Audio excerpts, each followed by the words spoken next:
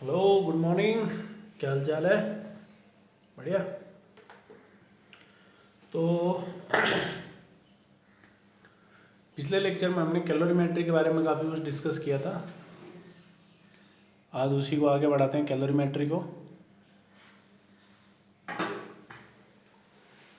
तो calorimetry simple सा फंडा है, आप कितनी हीट दे रहे हैं और उससे उसका टेम्परेचर चेंज हो रहा है या फिर उसका फेज चेंज हो रहा है। तो आप उसको जो क्यू हीट देंगे किसी भी सिस्टम को, वो किस में जाएगी? या तो एम एस डेल्टा टी मतलब टेम्परेचर चेंज होगा, या फिर Q equals to M into L.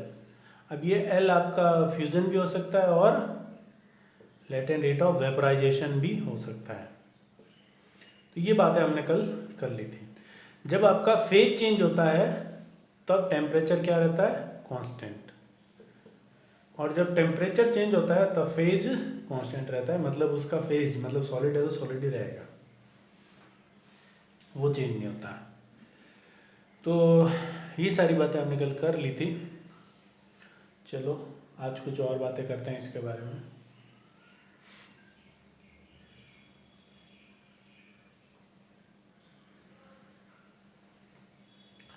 आज हम कर्व बनाते हैं, एक कोई जनरल एग्जांपल सा लेते हैं, कर्व बनाते हैं उसके लिए। कि सपोज कि एक बॉडी है जिसका मास m है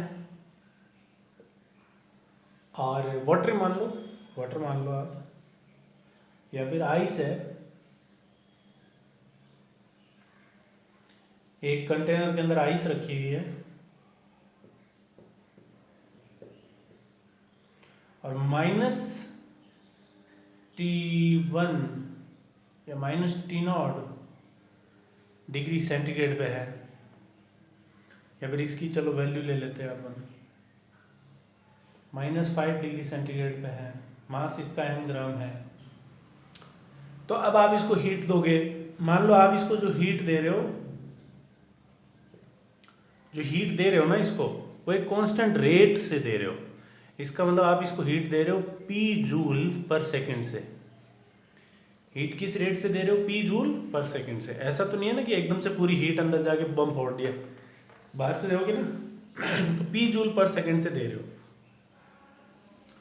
तो अब आपको क्या करना है? अब आपको ग्राफ बनाना है टेम्परेचर का और टाइम का। टेम्परेचर और टाइम का ग्राफ बनाना है इस केस में। तो हीट दोगे तो टेम्परेचर बढ़ेगा। तो -5 सपोज आपका,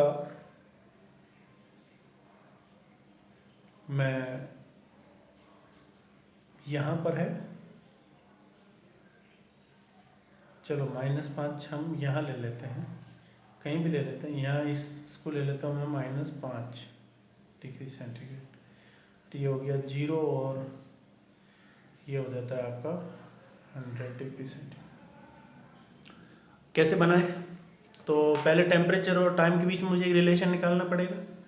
तो अभी -5 से जब तक वो 0 तक आएगा, T = 0 पे -5 है, 0 तक आएगा तो टेम्परेचर चेंज होगा, फेज चेंज नहीं होगा। इसका मतलब जो उसको हीट मिलेगी वो कहाँ जाएगी? MS delta T. तो किसी टाइम t तक उसको कितनी हीट मिली? P into T. P joule पर सेकंड से आ रही, t टाइम तक कितनी मिलेगी? P into T. अच्छा, उससे क्या हुआ? तो उससे ये हुआ MS डेल्टा टी, मतलब उसका टेम्परेचर चेंज हो गया। फाइनल टेम्परेचर हो गया T माइनस इनिशियल टेम्परेचर कितना? -5। तो यहां से मुझे T और T का रिलेशन मिल गया, देखना, PT अपॉन MS, ये plus plus -5 equals to T। तो देखो T और T में कैसा रिलेशन है? Linear relation. Temperature is directly proportional to time और स्लोप कितना है? P upon MS। ठीक है, तो देखो, और C कितना है? नेगेटिव में, तो देखो ना नीचे जाएगा ये, इसीलिए मैं पहले नीचे ले रहा था। तो -5 मतलब C यहाँ से शुरू हुआ और उसके बाद स्लोप पॉजिटिव, सी नेगेटिव, ये ऐसे, और ये हो गया टेम्परेचर 0। इसको चलो 100 रहने दो। आए समझ में? क्लियर है? और इस लाइन का स्लोप अगर मैं किसी भी, ये थीटा, टेन थीटा देखो तो टेन थीटा कितना है? P upon M S, Y equals to M X plus C. समझ गए? अच्छा, अब इसका टेम्परेचर हो चुका है 0। अब आप इसको हीट दोगे तो क्या होगा? ये इससे आ गया, हीट दोगे तो क्या होगा? अब ये फेज चेंज होगा, अब ये मेल्ट होगा। अब ये क्या होगा? मेल्ट होगा। और मेल्ट होता है तो टेम्परेचर चेंज नहीं होता। तो अब ये मेल्ट होगा ऐसे, टेम्परेचर 0 ही रहेगा, लेकिन अब ये क्या हो जाएगा? मेल्ट हो जाएगा। ठीक है, इसको कह देता हूँ, अगर मैं T1 और इसको कह देता हूँ T2, तो T1 में, T2 में, P में और लेटेंट हीट में क्या रिलेशन होगा? तो कितने टाइम के लिए हीट गई? T2 माइनस T1, पर सेकंड कितनी जा रही है? P, तो P into T2 minus T1, इतनी हीट दी इसको, और ये हीट कहाँ गई? उसके मेल्टिंग में, मतलब M इंटू एल। ठीक है, उसके बाद क्या होगा? अब मेल्टिंग हो चुकी है, अब क्या होगा? अब क्या होगा?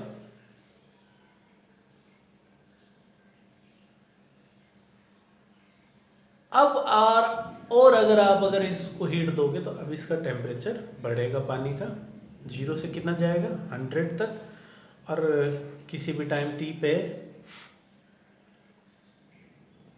अगर मैं इक्वेशन लिखूं तो टाइम T पे कितनी हीट उसमें चली जाएगी? P इंटू टी, और वो किसके बराबर होगी? एम एस किसी भी टाइम T माइनस 0। तो ये फिर से आपका T और T के जो रिलेशन कैसा आएगा? Straight line. तो ऐसा, ठीक है। स्लोप अलग होगा क्योंकि स्पेसिफिक हीट अलग हो चुकी है। हमने स्लोप की बात की थी P अपॉन एम एस।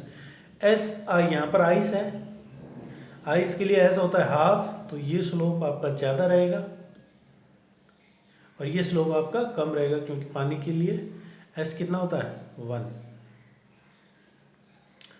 उसके बाद जब 100 डिग्री पे पहुंच जाएंगे तब क्या होगा? अब ये फिर से फेज चेंज होगा और टेम्परेचर क्या रहेगा? कांस्टेंट। तो ये देखो टेम्परेचर कांस्टेंट 100 100 100 100, और यहाँ पर फेज चेंज हो गया। अभी ये जो, इसको मैं T3 कह लूँ, इसको T4 कह लूँ, तो कितनी हीट दी? तो P into T4 minus T3, और ये कहाँ गई? M into L V. उसके बाद ये फिर से स्टीम जो है बढ़ती जाएगी। तो ये ऐसा कुछ ग्राफ बनता है इसका, किसके बीच है? ये टेम्परेचर और टाइम के बीच में, जब आप कांस्टेंट रेट से हीट सप्लाई करते हैं इसको। तो क्लियर है? तो ऐसे कुछ कुछ क्वेश्चन आएंगे आपकी शीट में, जब आप उनको करोगे सॉल्व तो और ज़्यादा क्लियर हो जाएंगी चीज़ें। तो चलते हैं आगे।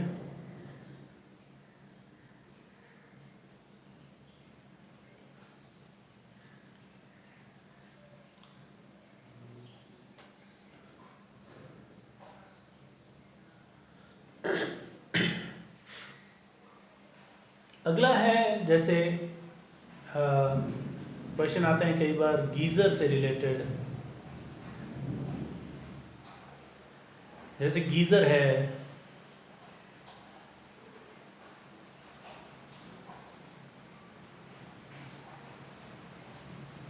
मान लो गीज़र की आपको पावर दी हुई है, इसकी पावर P है,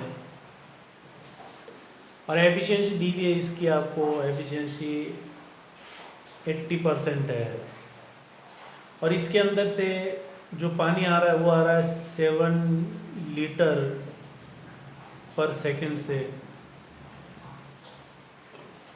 7 लीटर पर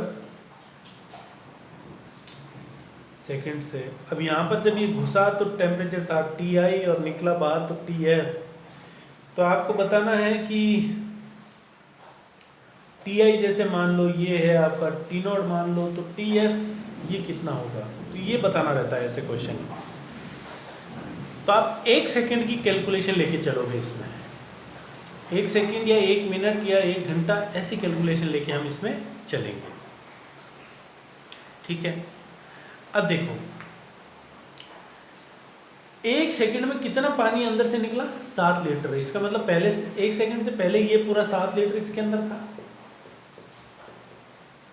7 लीटर मतलब 7 kg। तो इसको कितनी हीट दी, तो कितनी हीट दी हमने, Q पावर कितनी, P जूल पर सेकेंड। इसका मतलब P जूल पर सेकेंड से हीटर इसमें पावर दे रहा है, एनर्जी दे रहा है।